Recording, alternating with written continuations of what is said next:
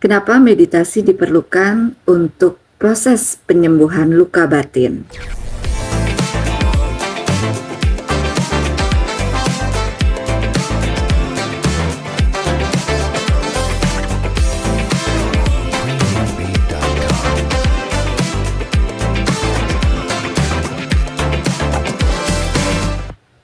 Karena untuk menyembuhkan luka batin atau trauma di dalam hati kita atas kejadian yang menimpa kita, atas kekecewaan, atas kemarahan yang terjadi di dalam diri kita, kita perlu sekali untuk melihat ke dalam diri kita, untuk melakukan introspeksi.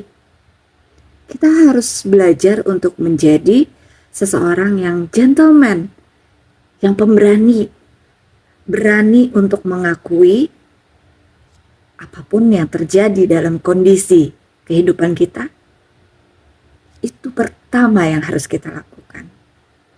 Maka itu dengan berani atau mau melakukan meditasi, berarti kita menyadari untuk mau melihat lebih dalam lagi ke dalam diri kita, untuk mengintrospeksi diri kita, untuk belajar, untuk mau belajar membenahi yang ada di dalam diri kita.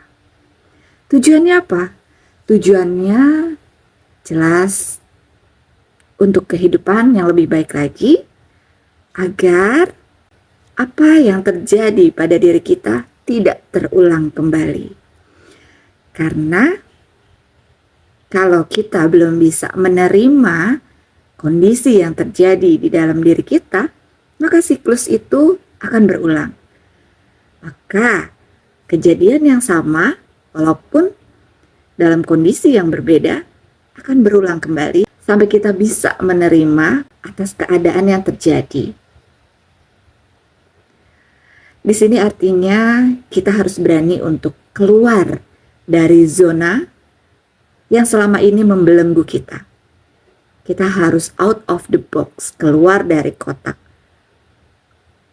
Dengan kita berani untuk melangkah ke depan, maka peluang baru, harapan baru akan muncul dan terbuka dengan sendirinya. Tapi kalau kita gak berani untuk keluar dari kotak, tidak berani untuk belajar, melihat lagi ke dalam diri kita, maka siklusnya akan berputar terus ke situ-situ aja. Sampai kita mau dan bisa mengambil pelajaran dari apa yang terjadi di dalam diri kita, kemudian kita akan naik ke level selanjutnya.